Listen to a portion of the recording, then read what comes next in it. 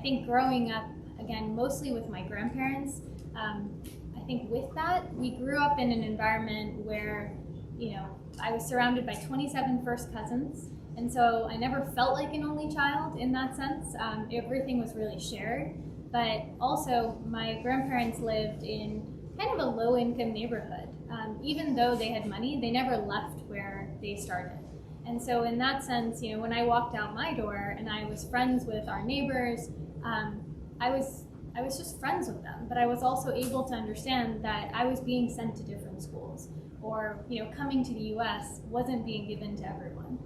So that wasn't something that I knew I would go work on, but it was sort of in the back of my mind. And even after coming to New York, we would go back home to India every 6 months or every few months. And so I continued to kind of have that in my background. My parents, my dad studied physics and then ended up going and getting a master's, an MBA as well, and ended up going and working in finance and technology.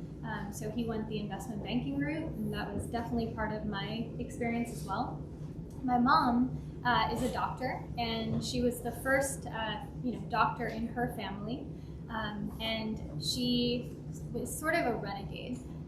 She didn't think she was going to get married, didn't think she was going to have kids. She just really wanted to work, and she ended up leaving Udaipur, which is where our family's from in Rajasthan, and actually working in medical camps across India.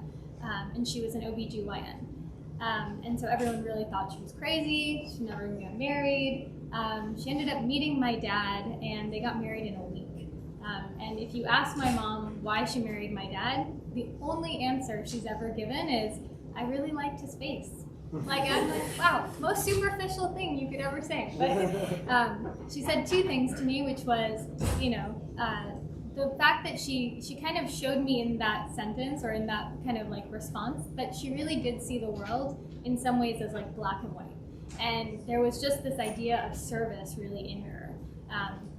And that is what fuels her. And in some ways for me, even though my dad had this like set career path for me and really wanted me to become a doctor and all these things, there was also this other side of me that worked in my mom's clinics, that could see how her patients interacted with her.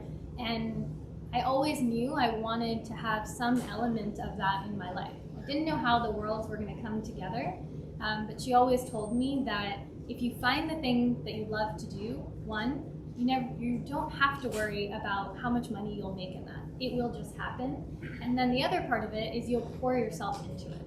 And so, I don't know, I guess I bring that up just to say that because of that, even though I, tried different jobs, different things, I was never fearful in trying that. Because I was really seeking out the thing that I was passionate about, or I was just driven by curiosity and problem solving. And I think it was really because they gave me that kind of latitude as I was growing up. And we're going to talk about, college and your first jobs and sort of your progression. But I read that your mother, in treating patients, gave them services based on credit. Yeah. And so there was trust in that. So it's interesting that trust is a pillar of Tala, but can you sort of talk about how that influenced you? I guess really, you've talked about some of it, but the fact that she was giving away medical services on credit. Yeah, I mean, and I was, I would work the front desk. And so, she... What age? I was probably about 9 years old, 10 years old. And so I was the one actually, signing them in, taking their weight, and at the end of the day, at the end of the appointment, actually trying to collect money from them, right? She'd be like, okay, ask them for their co-payment if that was the case. And a lot of times they would say they didn't have it. And she didn't even blink an eye at that. She would just kind of write it down, and that was it. And there was just this inherent trust and this idea of service. And I don't know, I guess I just think of it as what I saw from my mom doing things like that is that she would do the thing before asking anything in return. And so when I think about the design of our product, that was actually one of the things that was really important to me, was to show our customers who've been completely overlooked and turned away by the financial system that we would actually offer them credit before they did anything in return. So yes, they're downloading the app, they're giving us key pieces of data, filling out an application form. We're not asking them to deposit money. We're not asking for collateral. We are providing an instant, unsecured credit product to them. And as a result of that, we earn trust immediately with them. And I think that's been one of the huge things that's led to the success or the retention. A couple of really big lessons in that. First is, give before you get in any relationship, and give more than you get. But the other part is, you look at a lot of entrepreneurs and whether, they had a paper route or an early job or worked at their parents' store, an early sales job for any of you to ask. But the fact that you were 9 years old asking for payment means everything. So many people are afraid to ask for a sale, for payment, and there you are 9 years old asking for payment. Honestly, if you were taking a picture of that, again, you can't line up the dots looking forward, but looking backwards, that is a fundamental skill to anything you do, is asking for someone's business, asking for payment. So it's hats off to your parents for doing that. Can you talk about where you went to school, what you studied, and your first job out of school? Sure. So I went to Wesleyan University in Connecticut, and I studied government and economics.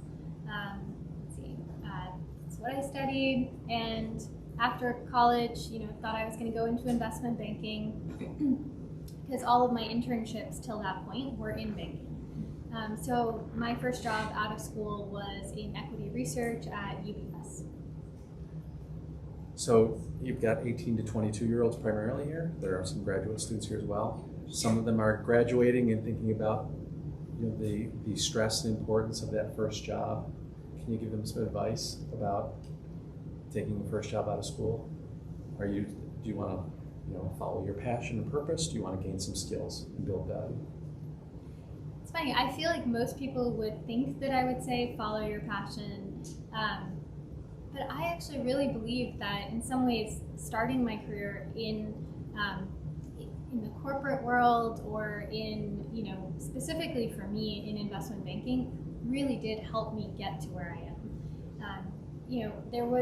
It was fundamentally, the foundational skills, right? How do you build a model? How do you look at P&Ls? And I was specifically working in equity research, and so if you think about it, I was getting to read all the public filings, all the quarterly reports, and so it was priming me to understand how are these businesses actually running themselves?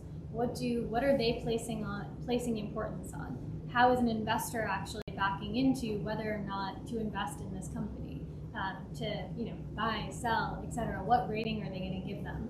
And so, in some ways, I do think it was really important to do that.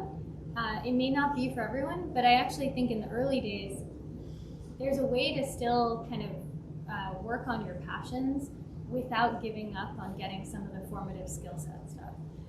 And especially if you want to be the person kind of leading from the front, I think you really want to have that kind of holistic purview, because those things are also important. And you can change it if you make the wrong decision and you learn that you don't like something. That's great information to have early on in your career. So don't put all that pressure that this job is something that you have to sort of stick with for 5 or 10 years. Oh, completely. And that's the thing. It's that I stayed in banking for 2 years. I left. I went to go work in microfinance in India, totally pivoted. And then went to go get my master's degree, went to go work at the UN, and then I actually went back into banking before starting Tala.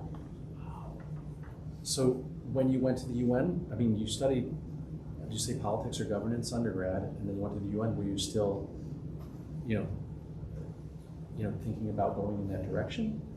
So in grad school, I studied data science and econometrics. And so when I went to go work at the UN Population Fund, I worked with an economist there. And we were essentially trying to look at development programs from a cost-benefit lens. We were thinking of it as there's billions of dollars that's poured into these, public programs or these country programs. And it's hard for us to assess really the effectiveness and whether or not we're really progressing individuals out of poverty. And so we wanted to understand what's the true cost of delivering these services, and then are we actually getting to the outcomes we want? And can we work backwards in some way so that maybe the cost is actually less than we think? Did you see something at the UN, in the work at the UN, for the UN, that was the beginning of Tala, or at least recognition of the problem? Is that where you saw it? Yeah, that is, I mean, that is entirely what started me on this journey. Is, you know, I worked there for about 5 years. And, you know, once we built these cost benefit models, essentially the next step was for us to go get inputs. So really get the raw data to put into our models. And so I went to our first country, which was Ghana, and got to the country office and asked them for their data. They said all the data is in cash, so good luck. They have no records, essentially. So if we look at traditional microcredit or microloan programs, you know, a loan officer is going out and giving cash out, and then the cash comes back with the repayment. Everything in the middle is a black box, right? Because it's all being spent in cash. In addition to that, if you ask a customer, you know, where is the money going? Is it going towards home improvements, water, sanitation, working capital? It's not that they are lying to you, but they are going to give you a different answer depending on the day, right? So we don't have, again, very accurate data because it's not being recorded or in real time. So the way to get the data is essentially to observe it firsthand. And you can observe, you know, is money going into someone's house? So is the roof changing over time? You can understand if it's going towards working capital, if you see them buy that inventory and that continues to increase. And so I kind of knew those things, and so I realized, like, okay, I might just have to go and interview customers directly. And so over that 5-year period, I interviewed about 3,500 people across 9 different countries. So it's about 500 to 600 people in every country. And given my petite stature, I'm not intimidating at all. And so I started in Ghana. You know, I asked customers whether or not I could just come to their homes and go to work with them.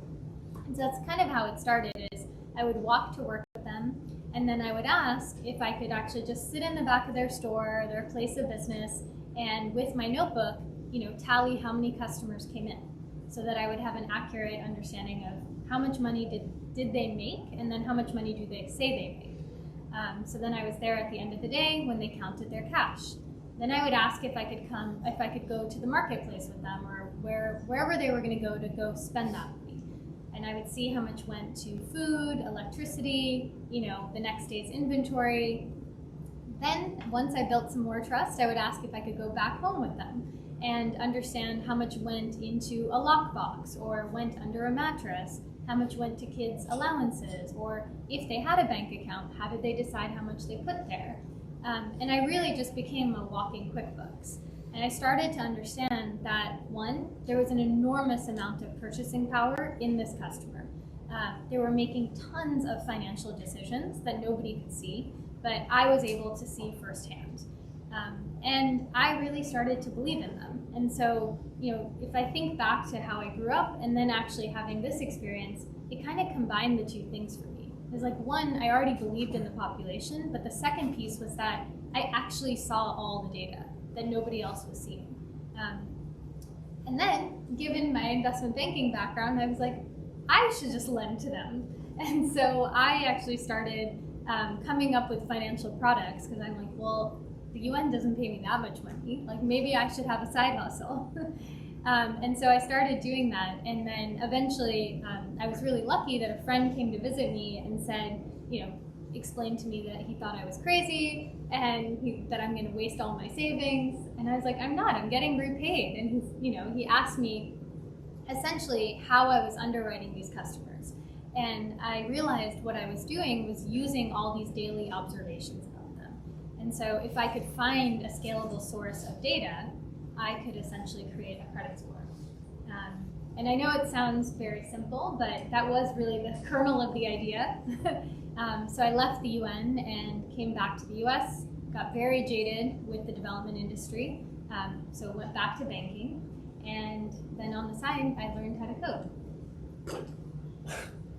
I mean, anybody who's either in the New Venture Seed competition or is taking entrepreneurship courses, particularly 452, you will never hear a story of customer discovery and proof of need like this. 3,500 interviews and following along and seeing the problems. So that was the analog version of the first Tala, right? Yeah. And so she knew the data better than anyone. What was the time period between that experience, your friend telling you crazy, you hear that a couple times in this class where people tell you you're crazy, you're probably onto something, and the time period of you saying, I'm gonna launch this, and then I've got a student who asks questions. Ebony, get ready with your question. I think it was about, I went back into banking, so I was in M&A at Citigroup, and I think I stayed for about two and a half years. So came back and, thought it would be different the second time around, even though I knew I wasn't going to stay. 6 months into it, I realized I couldn't stop thinking about this problem. And that's when I started working on the prototype and learning how to code and doing it. And so it took me probably about 2 years of talking to everyone about it, thinking about it, working on the side, and then eventually my boss saying, I think you have another job. And then coming in and eventually I quit. Ebony, you ready? Yes. Okay. So I saw that you held several analyst positions at firms like PwC and Credit Suisse. So I was wondering how you develop the drive and ambition to kind of get out of these roles and create Tala. So the courage and ambition to quit your very prestigious cachet, parent-pleasing job and go on your own.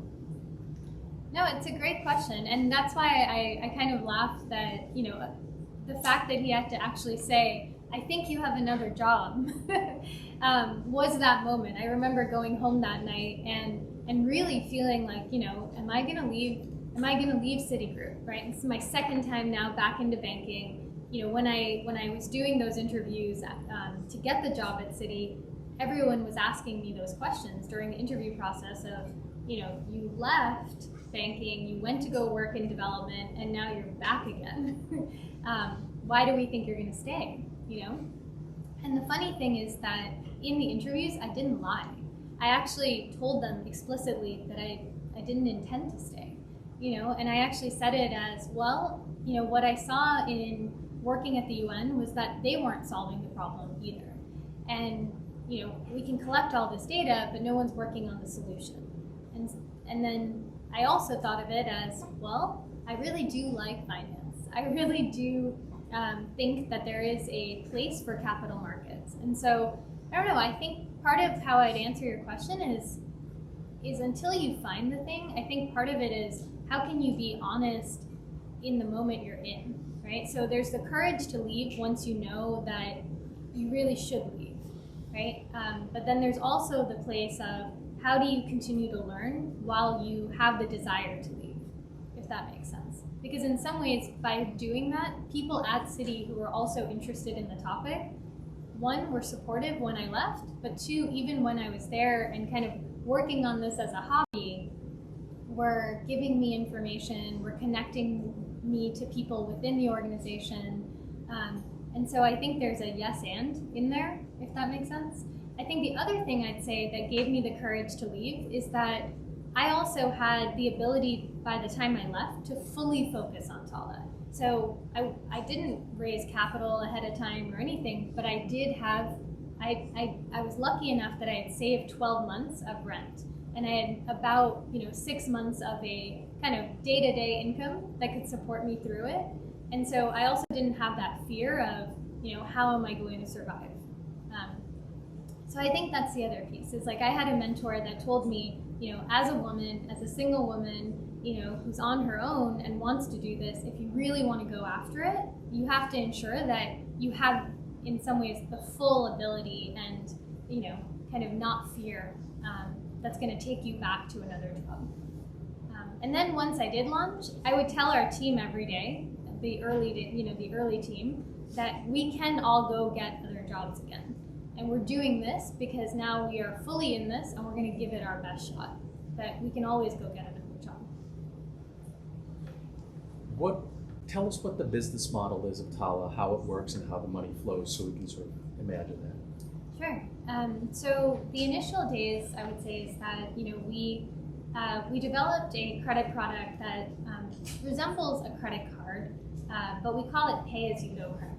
And so we give our customers a limit, and then they're able to withdraw and use it, and in a way that's like if they take out, let's say the $50 for 2 weeks, they pay only for that period of time and for that amount. And so most credit products charge an interest rate. We don't do that. We charge a flat fee based on a time period. And so it's less punitive to a customer because usually an interest rate product continues to compound over time. Ours is just a really one simple fee. No penalty fees, no application fee, nothing like that. So that was the original kind of fee-based model. From there, we earn now a transaction fee for the bills or the transactions that we do. In terms of remittances, there's an additional fee there. But if a customer is also a borrower for us, then it's completely free to them. And then the last thing is really that, for the account itself, to hold money, invest money, there's a membership fee. So initial model was all fees and transaction, not interest, transactions, membership fees. And in the early days, how big was the team? In the very early days, 3 of us. And you learned to code. You taught yourself to code to build the prototype, right? Yeah. No technical background? No, but my background, I did study data science. How early did you raise capital for Tala? So after quitting my job, we raised our seed round of about 1.2 million in about a year later. Okay. Dejani, did you have a question? You have a question? Yeah. Go ahead. Hi. So I wanted to ask, as the founder and CEO of Tala, how do you maintain and foster relationships with leading investors like GGB Capital, PayPal, Revolution, IPP, and Lowercase Capital? Did you hear that okay? This was her question. Relationships with your VCs. Yeah. How do you build those? And early on, were they all yeses? Were there a lot of no's? And how do you react to no's? It's a good one. Early on, I think most people thought I was crazy, so we'll say that again. And even investors in the technology space, right, in tech, they completely did not think it was possible to have an Android app that is delivering credit to customers in Kenya or all over the world, and using Android data to be able to do that. So we, in some ways, had to just kind of keep on showing them that it was possible. I think in terms of past the seed round, once we got our foot in the door, I was just so focused on showing that we could actually just prove out the hypothesis. And so a little bit of the, kind of can it work started to change. And then it became the next hurdle and the next hurdle and the next hurdle. And what I would do would be before the round, before we would go out and raise another round or try to get a specific kind of investor to invest in that round, I would actually just go to them early. And I would say, okay, what would you look for in a Series A company that you're investing in? And that would be probably, 6 months prior to actually ever thinking of approaching them. I'll share with you that for our Series B, that's exactly what ended up happening, is that I really felt like the investor that ended up leading our Series B, which was, it's called IVP, that they were too late stage for us. Or I should say that we were too early stage for them. And I went to that partner and just had a meeting and asked for advice and, kind of shared what our numbers were and then said, I'd love to understand when you think we'd be ready to come to you guys. And I think the point is that because I went in without any expectation of them investing and actually just, again, as a how do I learn from this individual, one, it created the relationship in a different way. And he turned around and said, I don't actually think you're too early. We should actually talk to you. And then they ended up leading the round. And the difference was, the reason we ended up going with that firm was that in the diligence process, even before they made the investment decision, he started using, phrases like, I can't wait till we get to go and see our customers. And so I was able to also understand that this is the right kind of investor for our company, right? So part of it is, I think, one, coming in with a mindset of, again, not expecting anything right away, and actually just being willing to learn and share your idea, even if you're going to get the no. The second part is, I think, finding the right people, though, that are in it for the right reasons with you and that share that vision with you. And then from there, I think the thing that I'm going to just say, really honestly, is that over time, there is this pressure that comes from investors, and there always will be, because they are looking for a return. And so it can change you also as a leader. And what I've had to do is kind of keep on coming back to this thing of, I never thought I was going to be an entrepreneur. I'm here to solve a problem. And so I actually am going to keep on asking them for advice and guidance, and I don't need to make it look like I know everything. And so part of that, I think, is why I think our relationship has stayed really strong, because I actually ask for help. And I bring them in and I engage them in the material, as opposed to kind of presenting and selling all the time, which can, I think, feel fake to them too. There's so much there in terms of lessons. So many students and early entrepreneurs are always asking, like, can you introduce us to investors? Can you introduce us? And finding the right investor for the right stage is obviously very important. But building relationships before you need the money, if you're meeting someone and asking for money in the same meeting, that's a tough one. It's really tough to, like, hey, nice to meet you. Can we have $25 million for our company? Now, if you're in a later stage and there are others on board and there's momentum, that's different. But early on, she went there, didn't ask for money, and asked for advice. There's a saying, if you want money, ask for advice. If you want advice, ask for money. And the best invitation sometimes to invest is not even inviting. So she's like, oh, we're not ready for you yet. They had to, like, convince her that they were ready. That's like a masterclass in sales. So build relationships early, and then tell them, I'm going to come back to you when we've done A, B, C, and D in 6 months, and then do it in 3 months. Always try and outperform what you tell them they're going to do. So there are no, there's not a drawer of contacts that anyone can open up and just say they're going to invest in you. There are introductions, but you have to sort of build that over time, and it does take time. How many rounds have you raised at this point? So we've raised $400 million in equity capital, and we've done it in 5 months. So for those of you who don't know, so a seed round, there's pre-seed, but there's seed, and then A, B, C, D. What are you at now? E. E. Congratulations. Thanks. It's again, every round of that is expecting something to happen at some point. Mohit, is Mohit around? Yeah, I'm here. You had a couple good questions. You want to ask one? Yeah, so my first question would be, it's great that Tala's been able to grow and expand in so many countries. I imagine that also comes with challenges. So how does Tala address regulatory challenges across different countries, especially pertaining to data regulation and financial regulations? It's a great one, because it is definitely something that we continue to navigate. So let's see. The best way I put it is, so one, we actually, I think in large part, you have to be able to adapt. And so we've really ensured that, the platform that we have, our data infrastructure, data security, all of those things, is compliant with actually US regulations. We did that because the US is actually the most developed in terms of financial regulations. So if we can comply with US regulations, even as our markets change, we're actually one step ahead. So it's kind of a harder thing to do, but it enables us to actually have somewhat of an advantage in the market.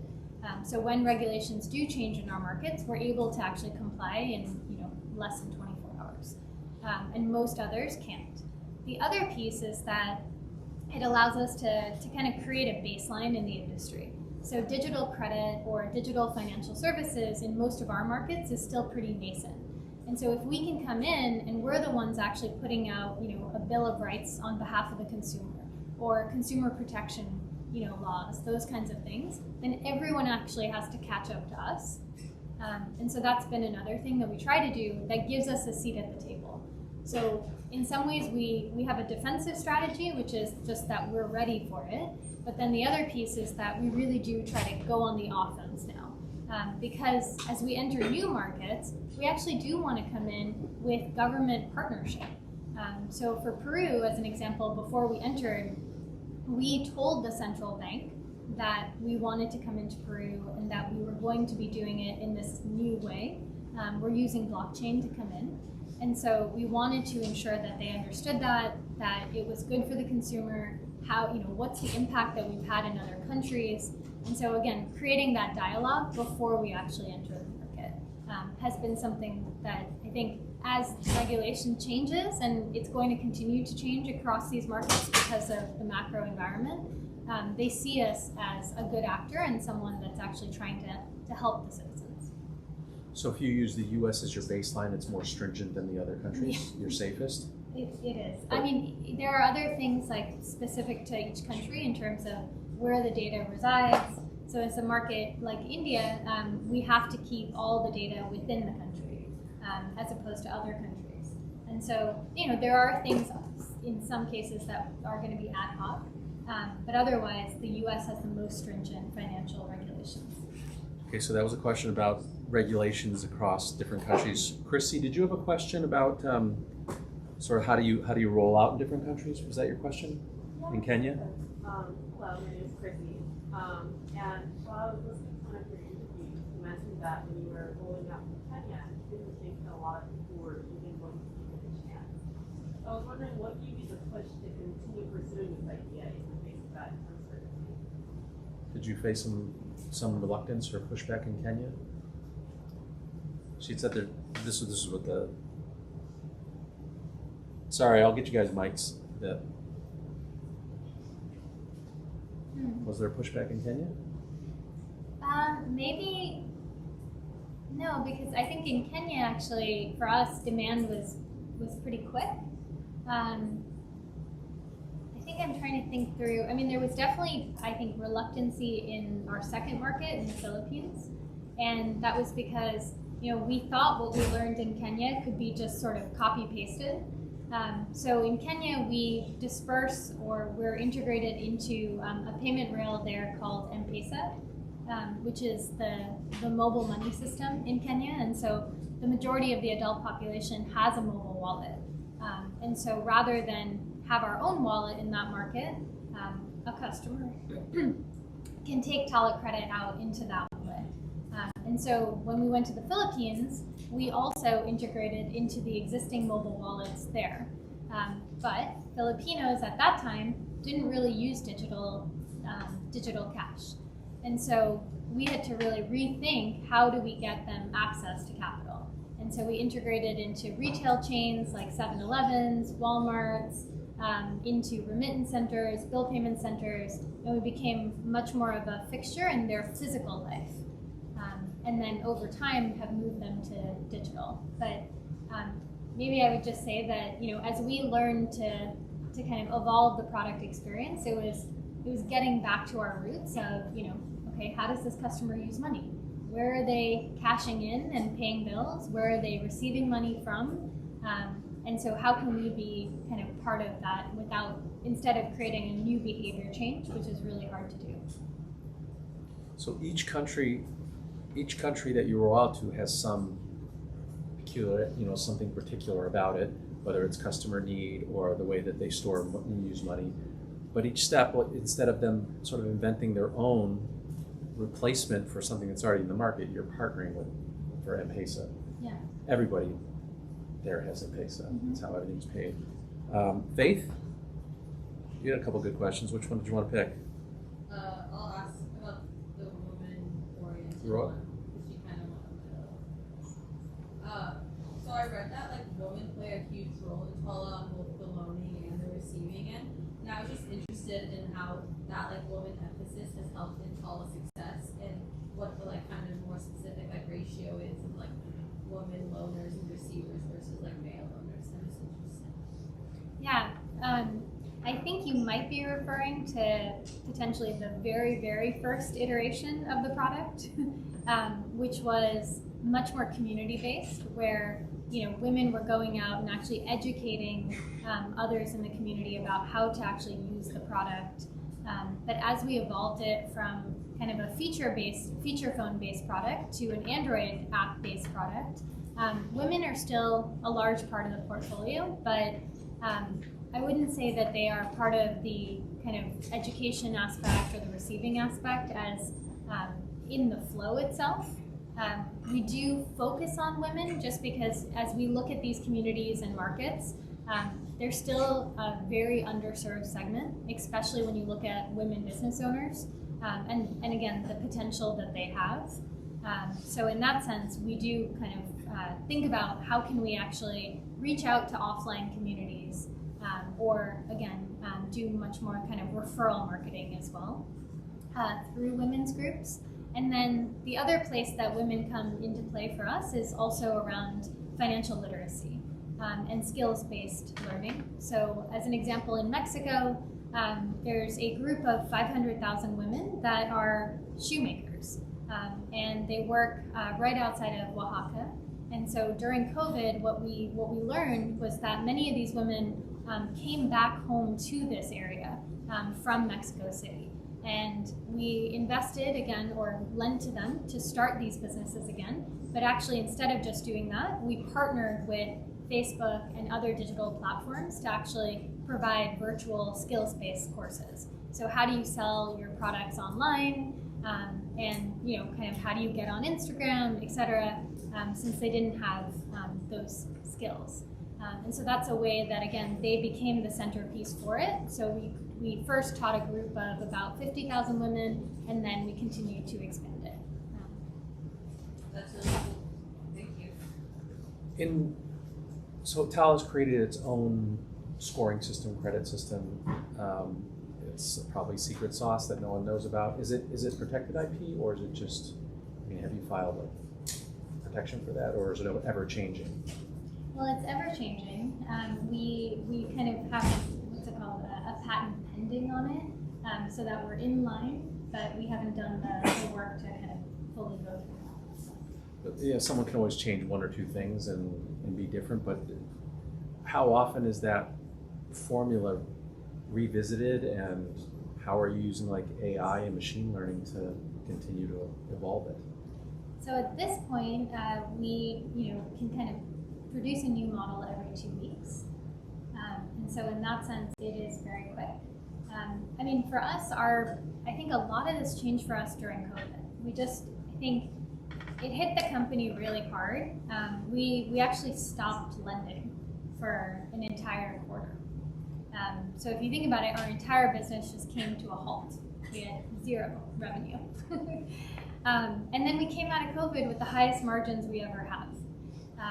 But right when we went into COVID, March 16th, was this moment of just realizing that when we think a lot of the questions that have come up, whether it's how we think about the data we use, how we think about the regulatory environment, how we think about macroeconomic factors coming into our customers' lives, right? How do we think about the safety of our own team? All these things came to the forefront, and we literally just got into work mode to essentially rebuild everything.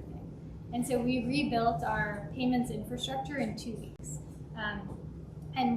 What we did was rethink, okay, this customer now has to have a lot more flexibility, right? The way we used to think about how customers could repay us has changed. So how do we bring in things around payment plans, extensions, waivers? How do we do things around different treatments? So during this time, many customers aren't going to want us to even approach them. Customers are going to want to think about, what can I do with my business right now? So we created kind of at that time, we didn't have all the AI tools we have now. So we thought about just a directory of services. So where can they get access to health? But that was that starting point of realizing, again, there's a lot more we can be doing than just providing credit. And so we have to build our platform in a way that's global, but also modular. And so that was the kind of impetus for us to get on a new global platform. So the next gen for us. And, think about, again, we lost all of our customers. And so we had to reacquire customers. And how do you actually reacquire them when you've essentially broken a promise to them? We were their lifeline, and overnight we stopped lending to them. And so that was another thing, is that, okay, how do you rebuild trust? How do you do that with a customer that, again, has always been untrusted? They trusted us, and now we have to fix it. So to your question on like data models and these things, we actually just heads down. That's why there's not a lot of articles out for a little bit, is that we went heads down and we started to kind of rebuild. And I didn't want to lose sight, though, of just also the bigger vision about what I believe is missing in financial services is, one, of course, how do we include this segment in our financial system, but also how do we build a relationship with customers that's also based on trust and personalization. And so I had this big idea of kind of doing what's been done for entertainment, but within financial services, and creating that for, again, the global majority or the underserved. And so I've only really seen this done well at places like Netflix. And if you think about Netflix, the recommendation engine, it knows you pretty well. Like, it knows what you want and kind of continues to do that. And so what if we could do that for your financial life? And so we needed to kind of have that kind of data infrastructure and tooling.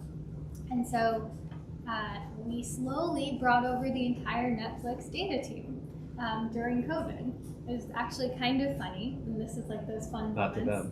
to them. No, and Reed definitely, they put out a what's it called, a cease and desist? like where it's like you have to stop poaching our people. Yeah. But what was awesome was he was like, okay, you've taken all the great people, so I think I need to know what you guys are doing. And so it's been awesome because he's now become a mentor, an advisor, and he's a proponent of, again, this work, and actually knows a lot about the financial inclusion space. And so the point is that, it's sort of, how do you do the things that are necessary, and infrastructure and those things, and thinking about regulatory compliance. All of that has been important as we scale, but we've also not lost sight of, again, I think, the reason that we do the work. And so we've been having to do both at the same time. You seem, I'll say, even keeled and a good temperament. Talk about the feeling of basically shutting your revenue off. What do you tell your team? And take us through that feeling of entrepreneurship gets romanticized, particularly, not just in this class, but I don't want people to think it's easy. And just sleepless nights, like sick to your stomach, that's, you've given birth to this company and a responsibility to all these customers and people. What is that like when you have to tell them that? Yeah, it gets more comical in that, so when you said gave birth, I also was pregnant with twins when that was all happening. It was actually, that was why it was very funny, and I couldn't tell anyone. But, I was just past my first trimester. I think it was like a week after it. So I'm getting ready to tell the whole team, and then COVID happened. So, there was a lot happening. And so to your point on the lows, I think, sometimes I think the lows actually give you those clarity moments, and, we do reference that time because, it's what I was saying to you before. It's that if you don't get through hard times, right, and then that you can get through them, in some ways you can't look back and provide, one, advice to anyone else who will go through them. Two, I think it really gave us that thing of connectivity to our customers, right? The company was so mission driven then, in a way that I don't think, we ever were before that or ever will be again. That period of that quarter and the amount of focus and work and camaraderie that came together was really because of our mission. And so it was a super low time. It was scary in many ways, but I never doubted that we wouldn't get through it. So I don't know how to explain it as, I don't look at problems as there's no solution. I look at it as we just have to find a different way to do it. We will. But if we keep looking at the problem from an aspect of fear, I think that clouds our judgment, or in some ways doesn't allow us to see the possibilities, right? And so we came out of COVID stronger, rather than thinking of it as, how do we just get through this thing? And it was because we were willing to take some leaps of saying, even if we don't have the money right now or the things, we're going to rebuild our entire system, right? And we're going to rethink how we do this business. And we do see so many examples of companies, not just ours, that actually used it as a actually growth movement, that actually just came out with new business ideas as a result of it, and got closer to their customers. But it does require kind of a willingness to think of it as, again, we'll get through it somehow. 2, if we don't, we have to at least know that we tried our best. And then 3, I think, at least for me personally, is I don't work well with lying to the team. So rather than tell the team, I've got it all figured out, all those things, I was positive, but I also continued to say that we don't know how we're going to get back to London yet, and we all need to find ways to do it. So like one of the things we did, which sounds kind of gross in retrospect, but cockroaches can survive nuclear attacks. I don't know if anyone knows that. But that became our mascot. It really did. So we went from, things that are like fast moving to all these things to being a cockroach. And I was like, and we had a Slack channel that was called like Cockroach Mentality. And it was, where can you find the dollars to save so that we can, again, go experiment? Where can we shut off vendors that we're not working with, right? Where can we find all these different solutions? But it was kind of thinking of it as like, no idea is a bad idea. And we put that call out to the entire team globally. I assume, how long was the time period that you turned off the faucet on loans, and did it originate from investors, or did it originate with you and your team and you had to tell the investors and get their advice on why this was a good idea? Yeah, it originated with us. So we were actually very fortunate that our markets went into lockdown a week prior to the US. So the Philippines was the first market that went into lockdown, and they went into a severe lockdown. They went into a military lockdown. And so that happened, a week prior. So we saw this coming, and so we were kind of prepared to already do that. And so we had to tell our board, and they were shocked. But we really said it as like, look, it's our fiduciary duty to protect this capital, and it doesn't make sense to do more loans. We already had, when we went into COVID, we had about $80 million outstanding that we had already lent out. And so our first responsibility, at least that's how I feel, we should be looking at it, is 1, how do we get the money back before we do more lending? Did you experience like a higher default rate on that, or or did the repayments sort of stay steady? By the end of that year, we recovered 99% of that capital. And what was the typical loan size back then, or typical transaction size? It's about $150. And you had 80 million out. Yep. On $150. It's a lot of borrowers. It's a lot of transactions. But we reacquired 95% of our repeat customers. It's just that everyone wants to ask about metrics. You talk about churn. Their recovery rate is astonishing. Normally, you don't even retain that. If you were in business, you don't retain that. So to regain that's really hard to believe. Is Sana Peswani around? Yeah. So my question is more focused on identity, but I wanted to ask, how does your identity as a brown woman influence your professional path, your leadership style, and overall how you navigate the business world? I think I'll honestly say that I identify with it, but at the same time, maybe it hasn't been something that I bring to the forefront in that way.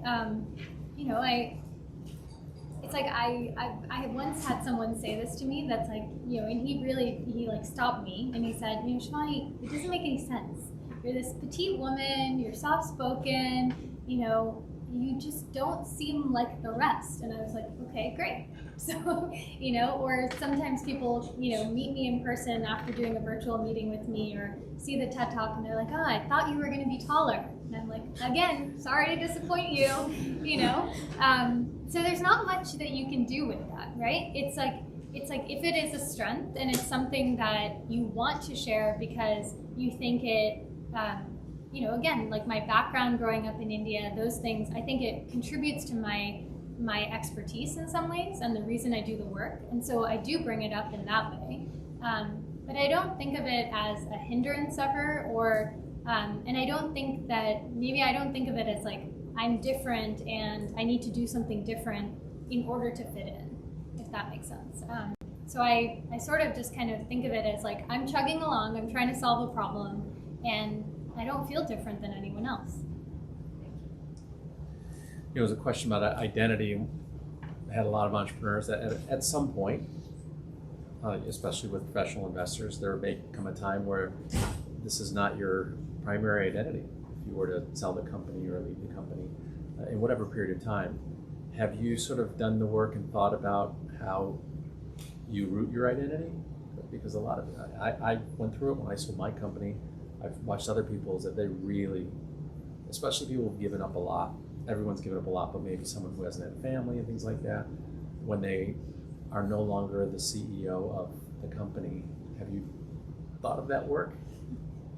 Yeah, I definitely had, I feel like a little like life crisis where I was like, what if I can never get another job? I was like, what do I do when Tala's done? Like, is someone gonna hire me? Like, what am I qualified to do? I don't know. I mean, that was my identity crisis of like, who am I?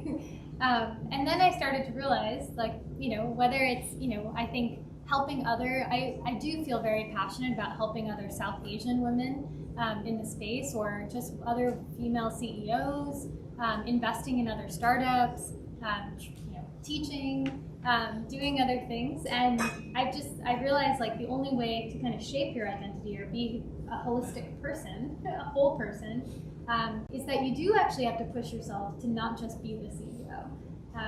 So, I mean, it's hard though when you think about where do you find the time to kind of have hobbies, to find these other things you're interested in, because you are so kind of in it, not just in the day-to-day, but also wanting to do even more and learn more of how do you be a better CEO, how do you be a better leader, but you can't only think about those things. And so I'm trying to be fun.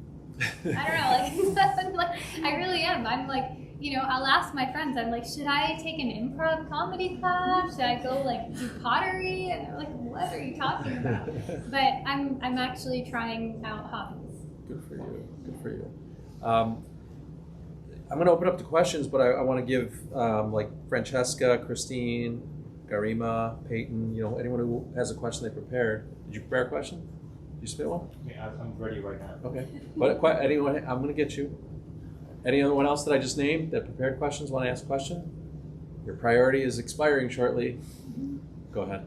Cheers. Firstly, thank you so much, Shivani. I think the frequency you bring to doing business has me want to believe at least that you're not one of the loan sharks charging exorbitant interest rates to people who can barely afford food. This makes me wonder, how does your business work? What is the revenue model behind it? How do you guys mitigate risk? Because you guys are giving microfinancing to people with no assets. Mm-hmm. So the business model on the credit side is that it's a fee-based product, and we charge anywhere between 3% up to about 10% in terms of the principal, but it's again a flat fee. So if you take out $100 and if that's your limit, you hold it for the whole time, you're going to pay us $3 if you're at the lowest risk for that period of time. If you're on the higher risk side, you're going to pay $10. And then over time, as you stay with us, that continues to come down, and the limits that we provide you increase, and the length of time you can take it out also increases.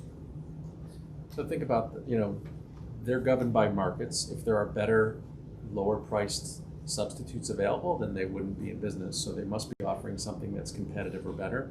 And particularly for a market that's been overlooked and hasn't been banked, they're solving that problem. Am I correct? Completely, yeah. And I was going to say that on average, we are below what the market average is. Quick follow-up. I did notice that, and I was wondering if you're charging an interest rate that is below market, how are you getting the principal amount in the first place? So we raise So the way we raise our principal or our kind of our capital to do lending is that we have debt facilities across our markets. We work with traditional banks to do loan channeling. So essentially, traditional banks don't have the underwriting models that we have to lend to this segment. So they have a surplus of deposits. And so through our platform, we can actually bring in different kinds of pools of capital that we can then, again, because of our underwriting expertise, to understand who to lend to at what price and what pools of capital to use to do that lending. Perfect. Thank you so much. It's pretty brilliant, don't you think? I saw the light bulb in your head just go off. If you have a country with good fractional reserve lending ratios, you're making back. Just think of like the banks who couldn't do this, but have all this capital, and there's obviously a spread between what they can borrow and what they can lend at, or else it doesn't work. And the big players haven't worked out, and she's partnered with them. It really is like, instead of fighting all those other players, is how do you fit in, and it's really impressive. Yes, go ahead. So initially you spoke about how you would have to go and get the data yourself and sort of follow them around and just figure out if it's worth it. How has the process changed over time as you grow the company, and how is that different? So now the data that we bring in, we are bringing it in through the Android device itself. That's one mechanism. So the data that's there is transaction data. We're also bringing in behavioral data. Our loan application that the customer is going through within the app is giving us identity data. So we've developed our own facial recognition or an automated KYC. So customers are uploading the front and back of their ID. They're taking a picture of themselves. We're matching that. They're also answering questions around kind of date of birth, loan use case, employment history, those things. So we bring that data in. And then we've also integrated or connected to other databases in the market. So as an example, in the Philippines, an interesting data source that we bring in is from the major utility company. And so we can understand our customers' bill payments. And so are they paying their bills on time? How much do they pay for electricity? That allows us to understand, what could this customer's income potential be and their capacity. And then the behavioral data allows us to think about, kind of their character or their willingness to repay. But at this point, it's lots of different data sources, but it is not at all in-person data. It's all, either through data sources that we integrate with or otherwise through the customer themselves. Questions? We'll pass it on. Hi there. I was wondering what you think is aspects that entrepreneurs overlook at different stages. So like before they start, when they start, and like when they're in the midst of it. And then also I'd love to hear about like the name origin. I know Tala means gold in Farsi and different things in Arabic. So I was wondering, does that have anything to do with that? What was the inspiration? Thank you. Yeah, definitely. Would you mind the very beginning of your question? Can you repeat that? Yeah, I was wondering what you think entrepreneurs overlook about starting a business at different stages. So in the beginning, when they start, and a little bit after. Sure. Let's see. So what do they overlook at the beginning stage? I think something that is overlooked sometimes is the business model.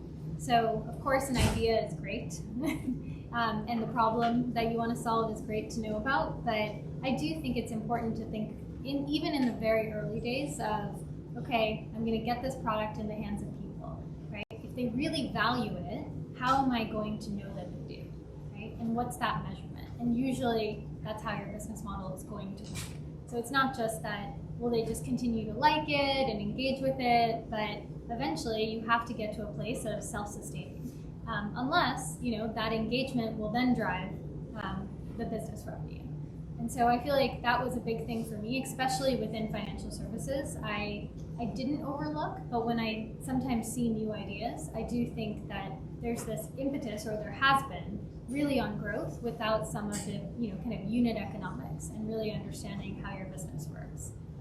That's the first piece. The second thing is that in that middle stage, and I can say this now, is that I feel like you do need to really invest in your team.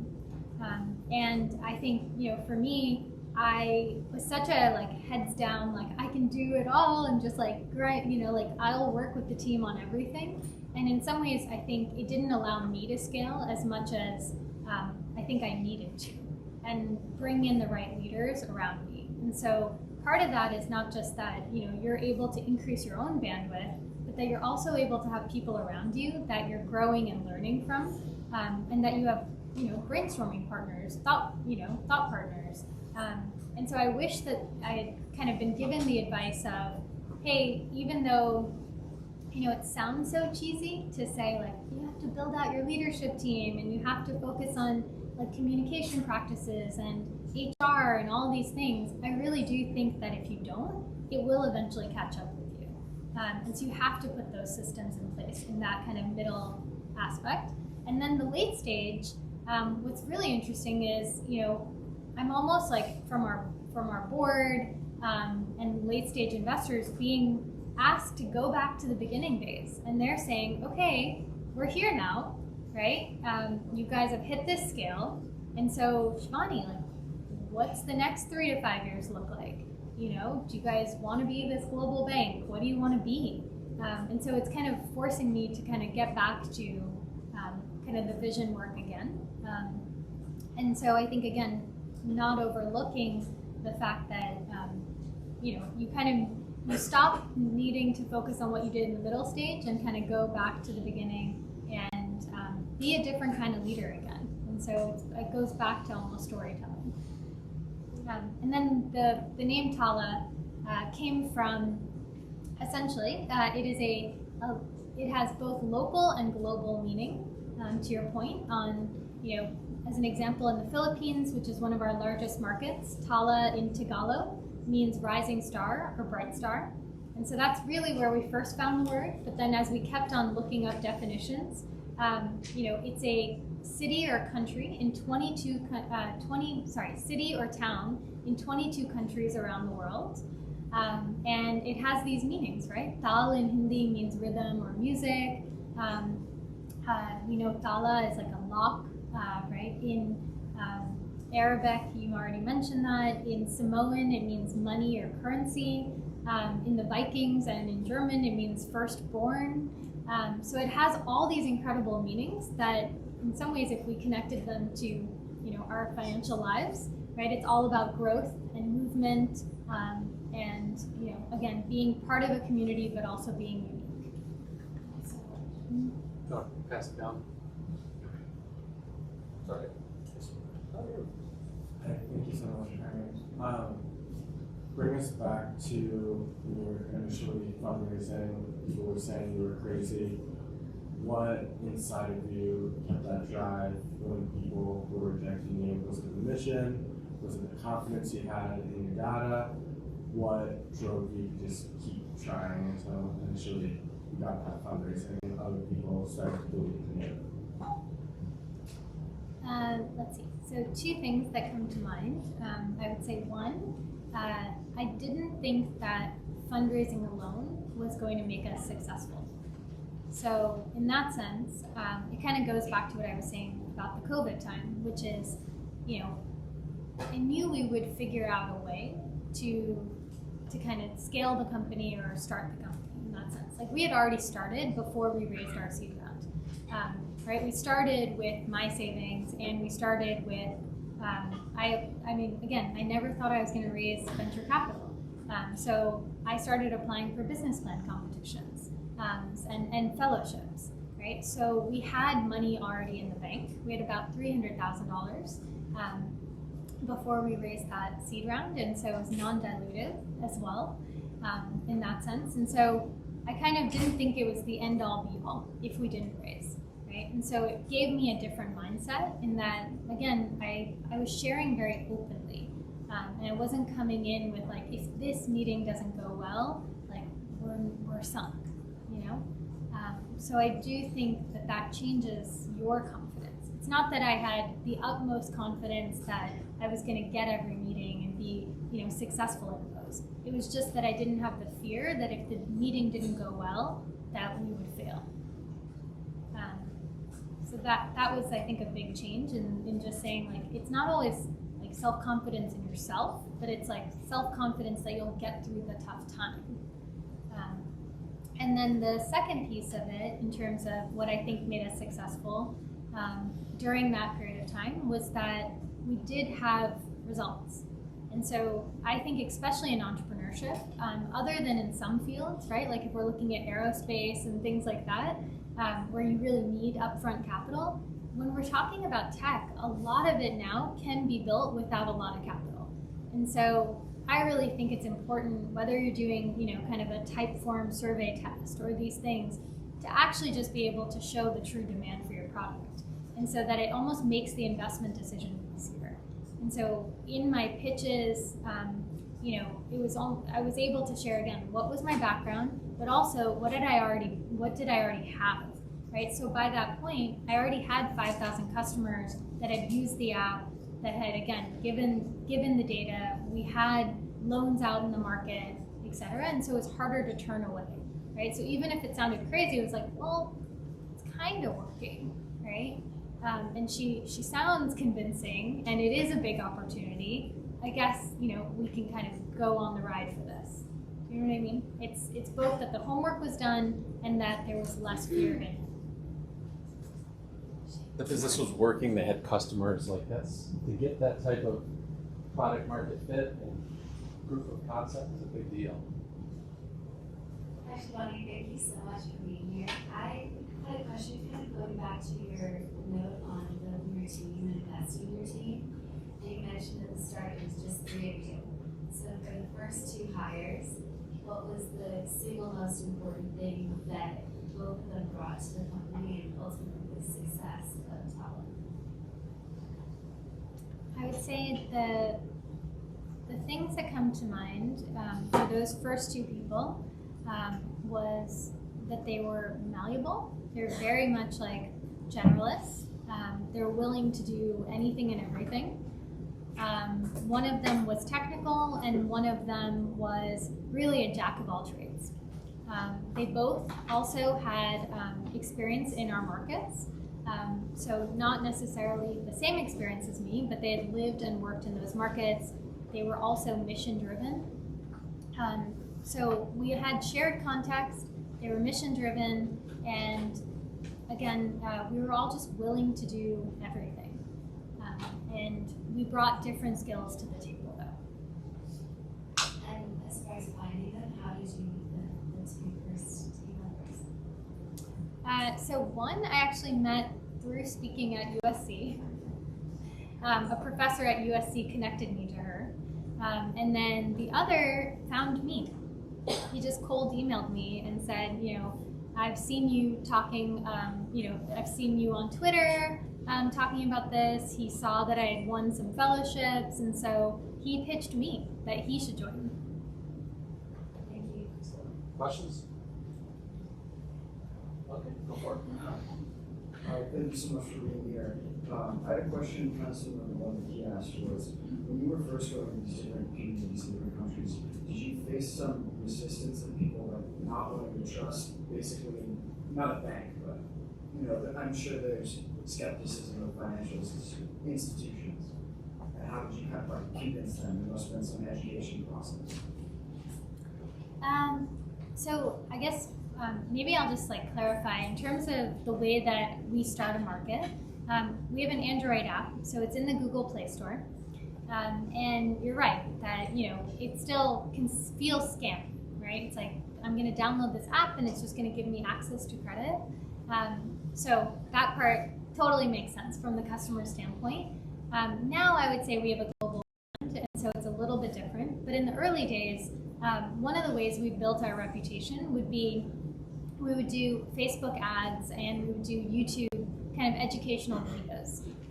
And so we didn't want to come in right away doing offline or doing kind of more grassroots, because we also wanted to make it very clear that it was a digital product. And so how can we go from a Facebook ad to directly linking to the Play Store, right? And so kind of take them from, oh, we're top of mind for you, come right in, right? So we did build reputation through paid acquisition, which is in our markets actually still seen as like more reputable. You're not seeing as many scam kind of ads among our customer base still, because they're not heavily marketed to in that way, because most people assume they don't have money. So that's one thing. From there, we do go into offline marketing. So we'll then go into radio, TV, but our biggest source of acquisition and kind of trust building is our referrals. So still today, we have about 65% of our customers that come in organically or through referrals. And it's really word of mouth. And so if you think about traditional micro lending, it was really done through self-help groups.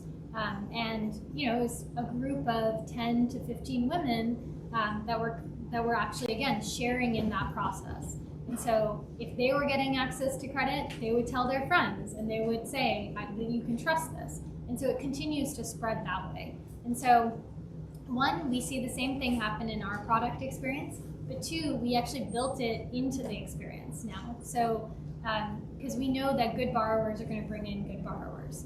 And so when you refer someone, you get the benefit. And so, but you only get the benefit if the person you refer actually repays their loan. And so it really does start to have kind of this effect on their own credibility. And so that's what we've seen, is that we have these kind of master referrers that are bringing in like 500 people. And it's because they want to be known in their communities as like the person that got them access to credit. Does that, being a master referrer, does that go into your score and help your into their own capacity? That's what I'm saying, yeah. So they continue, because we've added in other incentives, like they get 0% interest loans, they get higher limits, all these things. And so for some of them, it's like become a job.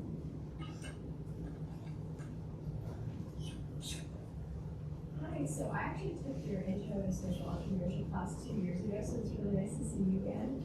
I would love to know if and how you measure Tala's positive impact on people's individual lives and what they're able to do with the loans, and how that might influence some of your business decisions. Yeah, that's a great question. So last year, we actually undertook two third-party studies to measure Tala's impact and also our impact on our customers' financial health. So we think about it as, to your point on like, do they have increased income? That's one measure. But we also want to understand, are we creating more peace of mind? Are we creating, do they have lower anxiety as a result of access to Tala and the platform? And so we found that 2/3 of customers reported, one, that they had no prior access to digital financial services before Tala. So one, we know we are bringing in something net new to them. But what we also found was that, within the population that took out loans, and they did a 4-year longitudinal study across all countries, that 60% of customers said, 60% of female customers said that they had increased decision-making power within their household, and that they had, again, greater control over their family's finances. We found that 72% of customers said that they increased their business, and we measured that by both income, but we also measured it by employment increase. And so that was something that we could, again, reliably look at in terms of if they were licensed businesses. So we saw 72% of customers reported improved financial finances and improved business growth. And then the last one that we had was that 78% of customers said that they had lower financial anxiety. Thank you. Let's go back to your roots of asking people about their jobs. Rick, go ahead. Hi, thank you so much for coming today. So I have a question. How do you specifically select and pinpoint these 4, or I guess 5 markets? You know, because it seems like a platform that can really be used globally, and I hope it does in the future because it has so much impact. And then like a second question that I would have is like kind of when investors, people are asking you like, what do you see going forward for Tala? What's the future? Not only like expansion, like I guess if you have specific markets in mind, but just generally speaking, what do you envision? Sure. So maybe I'll give, since this is a class where we're supposed to be very open, your point on like how do we pick our markets, all of those things. I would say that we didn't have a clear rationale to go from Kenya to the Philippines initially, and then to go from the Philippines to Mexico. Now we have a scorecard. Now we know exactly where we're going. But in the beginning days, I think, for me, it was when we proved that the model worked in Kenya, and we had I really knew why we started in Kenya.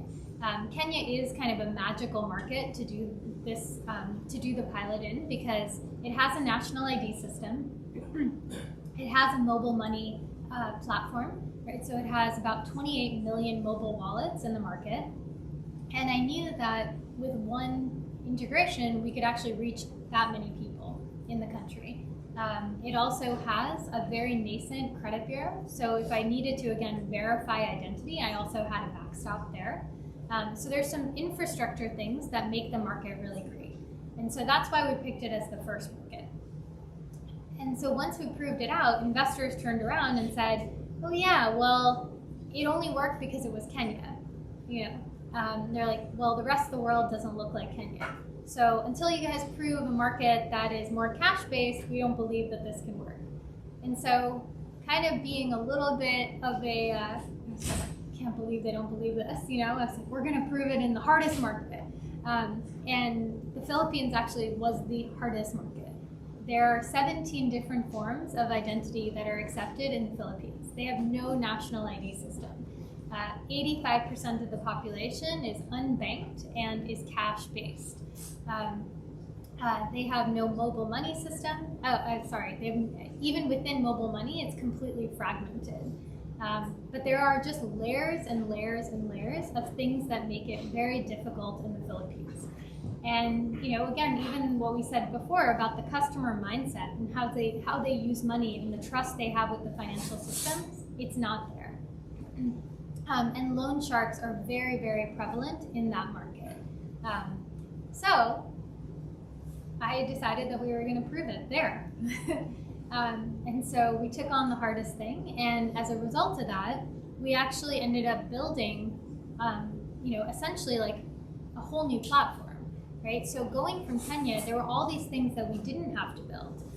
But going into the Philippines, we had to build KYC. So how do you do this? How do you build identity verification, fraud, into an app experience that can still, again, delight the customer in that kind of instant way we want. So we knew that it couldn't take 5 days to verify your identity. It had to happen in minutes. We knew we needed to find a way that this customer could receive their loans in cash, since mobile money didn't exist and they're not a bank, they don't have bank accounts. And so that's when we did the integrations with all the different payment providers. But we decided to go, even though it was harder, we decided to do direct integrations instead of going through an aggregator, because we also wanted to maintain the relationship. And we knew that if one of the payment rails went down, it would make our customers lose trust in us. And so we wanted to maintain that. Then we had to think about, how do we service this customer in a very empathetic manner, right? If most of these customers are being, kind of coerced by loan sharks.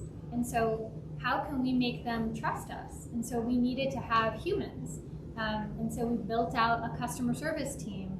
And rather than think of them as collections agents, we think of them as coaches and advocates. And so we train them in that manner. And so it was kind of the hardest thing to do, but we did it early in our journey, and it created, again, the supply chain that we could then actually bring to every market. And so the third market we went into was Mexico. And Mexico, even though it doesn't seem like it, it actually resembles the Philippines completely. And most markets actually do, from a infrastructure standpoint. 85% of the world is still very cash-based. So that was kind of the thing, is there wasn't really a rhyme or reason for the first three. But then from there, we got a lot more intentional about saying, okay, we are now in some of the largest markets around the world. We're in the largest money movement corridors, since Mexico, the Philippines, India are the largest places where remittances flow into. And so we want to be a part of the flow of money. And so that was the reason we went into India. And then from there, now we think about it as we have a regional foothold in every area. So we're in Latin America, we're in Southeast Asia, we're in India, and we're in East Africa. And so now we're starting to think about it as, okay, every market requires work, right? But how can we start to think about, working with partners? So in East Africa, we're partnering with a telco that has a presence across other markets in Africa, and so using them as a channel to come in instead of going at it alone. And then our launch in Peru, we did it in a completely different way, which is a much more infrastructure way of saying through mechanisms like blockchain, we can actually get into multiple markets at once if we actually have our own wallet working on an exchange. And so I know it sounds pretty complicated, but essentially we were able to lower the investment cost of getting into a market. And so now we can also start to open up smaller markets. But it really is around like economies of scale now, because we have those regions covered. And so we can use them as our hubs for other countries in the same area. Unbelievably comprehensive response. Thank you so much. Sorry, you probably didn't want all that. But No, it's fascinating to hear that. So you have probably some minimum country size, but you just said you can use nearby countries as a hub. that's kind of the thing, is that it took a lot of effort and time to get into these areas. But from here, now markets start to look like each other. And so as we think about, your last question was like, how do investors look at us, and how are they thinking about the next few years? It is a lot about, how do we horizontally scale, so more countries, but also more value. And I think the cool thing is that, our investors actually do care about our customers' financial health, because we don't make any money if our customers don't repay us, right? So there's no upfront fee.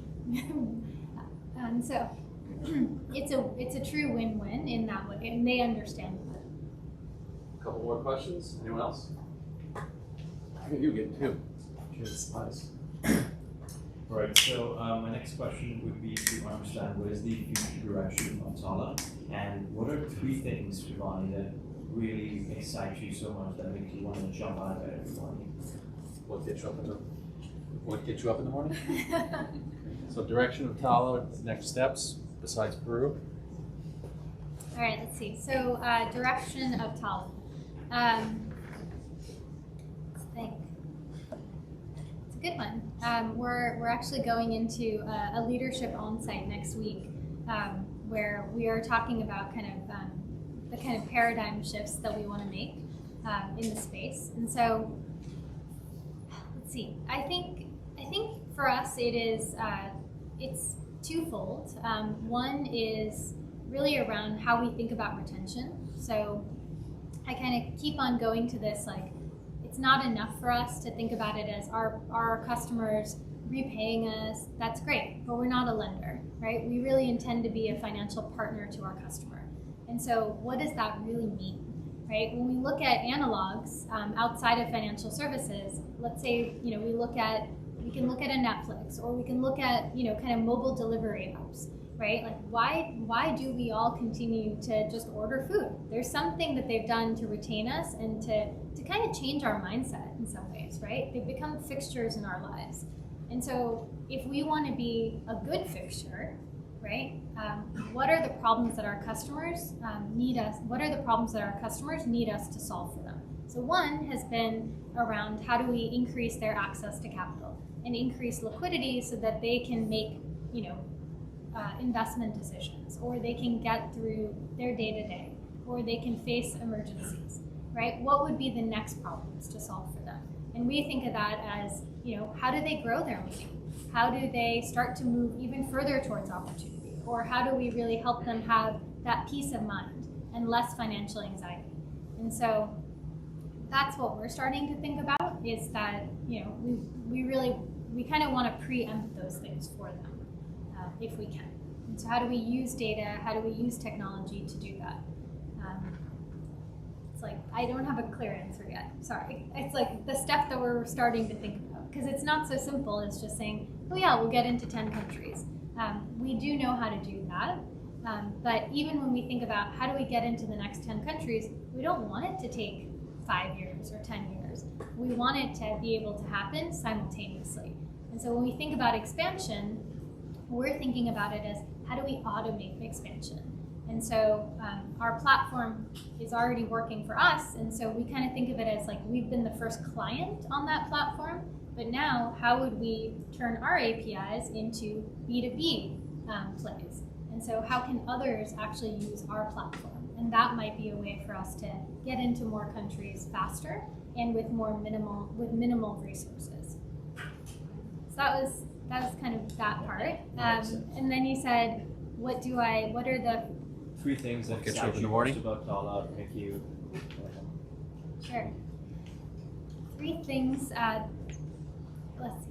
The thing, I guess, You can do one. Yeah, I was going to say, like, the number one thing I think a lot about is,